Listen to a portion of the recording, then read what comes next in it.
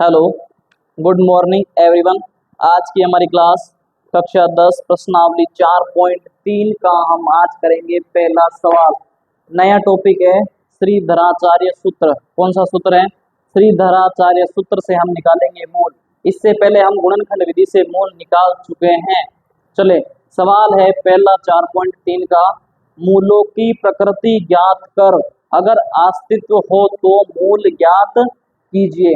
ठीक है भाई, अगर अस्तित्व हो तो क्या निकालना है? मूल निकालना है।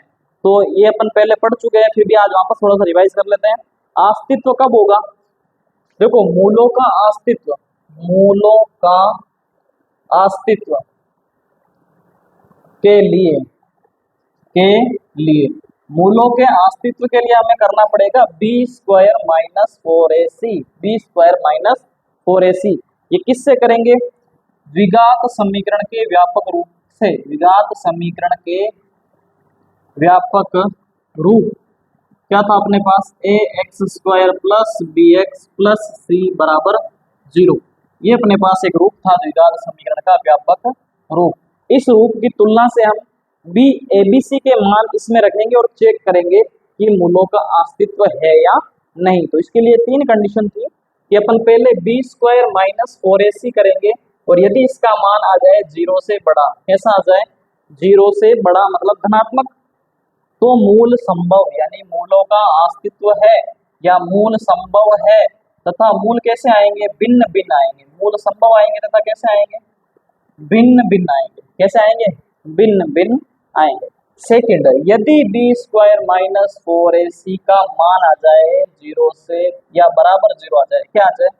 बराबर 0 आ जाए, तो भी मूल होंगे संभव या मूलों का अस्तित्व है, एक ही चीज है। और मूल आपस में कैसे होंगे? बराबर। मूल आपस में कैसे होंगे? बराबर होंगे। और तीसरा इसमें है कि यदि b² - 4ac का मान आ जाए 0 से छोटा, 0 से छोटा मतलब क्या हो गया? ऋणात्मक। अगर ऋणात्मक मान आ जाए इसमें तो मूल संभव नहीं है। मूल संभव नहीं है या मूलों का अस्तित्व ही नहीं है, तो हमें मूल निकालने ही नहीं है।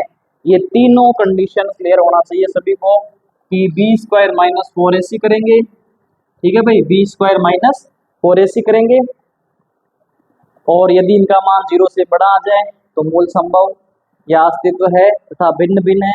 यदि 0 के बराबर आ जाए तो भी मूल संभव और बराबर होंगे। और यदि b² - 4ac अपन करें और मान आ जाए 0 से छोटा मतलब ऋणात्मक माइनस, तो मूल संभव नहीं होंगे। मूल संभव नहीं होंगे। चलो अपन सवाल करते हैं, तभी पता चलेगा। अभी आपको लिखा दी थ्योरी तो मैंने, एक सवाल करते हैं इसी का। इस पहले का पहला सवाल करते हैं। पहले का पहला सवाल 4.3, 2x² - 3x + 5 = 0। 2x² - 3x + 5 = 0। इस द्विघात समीकरण के अपने को मूल निकालने हैं। पहले चेक करने हैं कि मूल संभव है या नहीं। अगर होंगे तो मूल निकालेंगे। और कौन से सूत्र से मूल निकालेंगे अपन? श्रीधराचार्य सूत्र से। कौन से सूत्र से निकालेंगे मूल? श्रीधराचार्य सूत्र, या फिर इसे अपन द्विघाती सूत्र भी बोल सकते हैं। द्विघाती सूत्र से अपन निकालेंगे मूल। सूत्र क्या होता है? x = -b ± √b² - 4ac/2a। ये अपने पास क्या होता है? श्रीधराचार्य सूत्र होता है। ठीक है भाई, इस सूत्र से अपन क्या निकालेंगे? मूल निकालेंगे। चलो इस सवाल को करते हैं स्टार्ट। 2x² - 3x + 5 = 0 एक द्विघात समीकरण आई हुई है। इस समीकरण के मूल निकालने हैं। याद रखिएगा, यहाँ से सवाल 110% आता है बोर्ड एग्जाम में, और सीधा आएगा निम्न द्विघात समीकरण के मूल ज्ञात कीजिए। और वो भी कब? जब अस्तित्व हो तो। ठीक है, चलो निकालते हैं। क्या करेंगे? मूलों के अस्तित्व के लिए, मूलों के अस्तित्व के लिए तुलना करेंगे। किससे तुलना करेंगे? द्विघात समीकरण के व्यापक रूप से। द्विघात समीकरण का व्यापक रूप क्या था हमारे पास?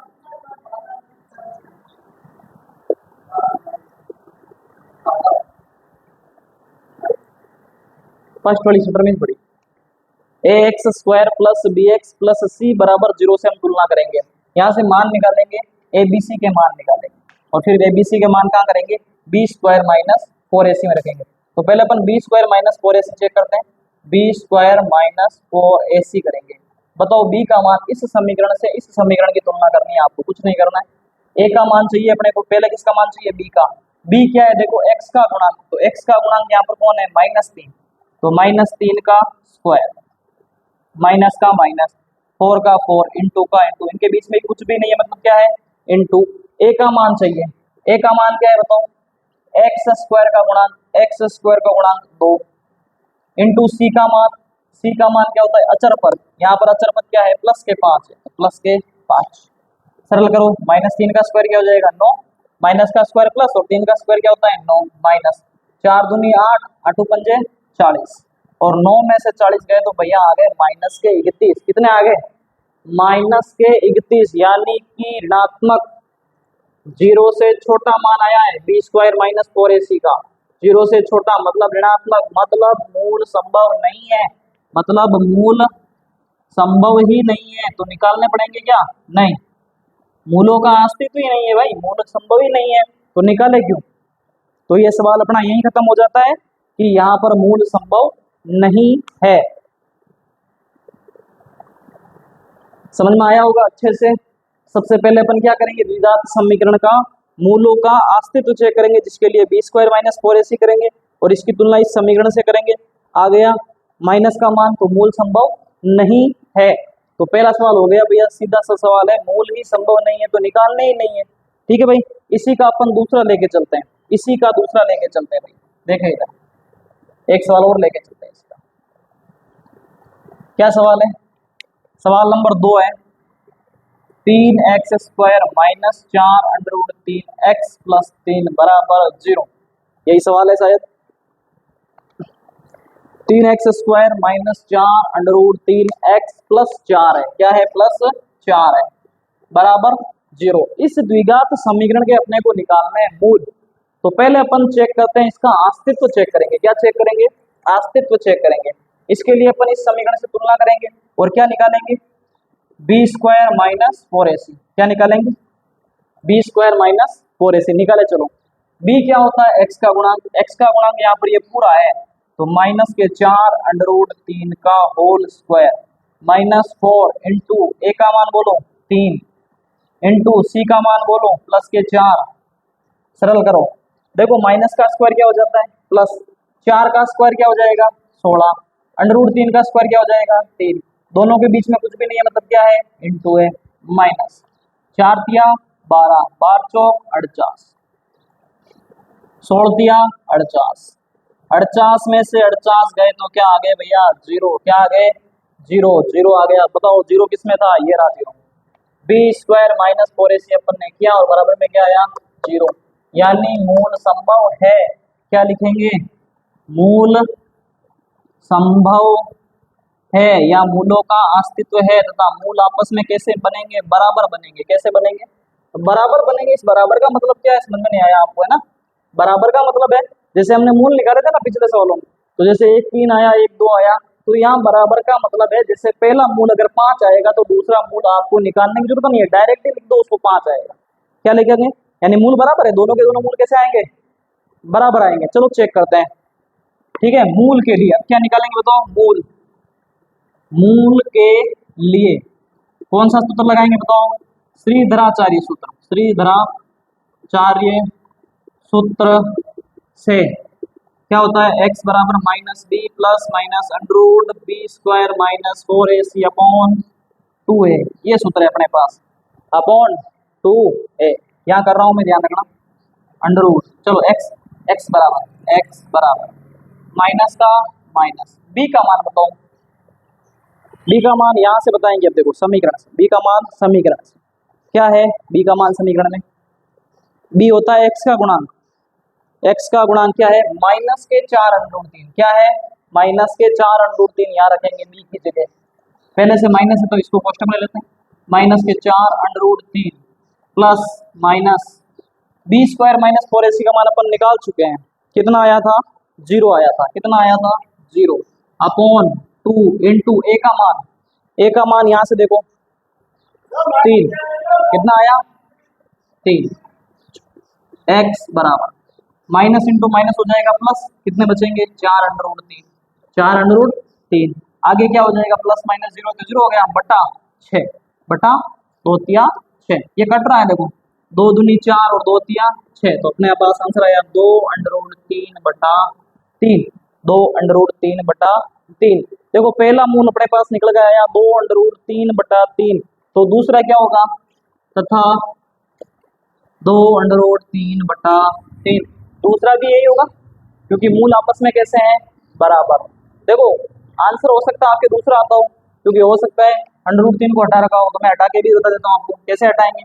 देखो x बराबर 2√3 बटा, इस 3 को मैं क्या लिख सकता हूँ √3 इंटू √3, √3 से √3 गया तो क्या बचेगा 2 बटा √3, तथा दूसरा भी क्या होगा 2 बटेवा √3, या तो ये आंसर होगा आपके पास या फिर ये आंसर होगा आपके पास।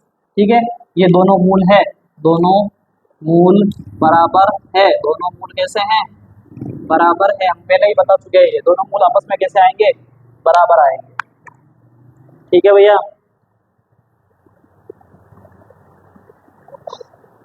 तो आज हमने सवाल किए मूलों की प्रकृति ज्ञात कर, मूलों का अस्तित्व चेक कर, मूल निकालने हैं, कौन सी विधि से निकाल रहे हैं श्रीधराचार्य सूत्र विधि से।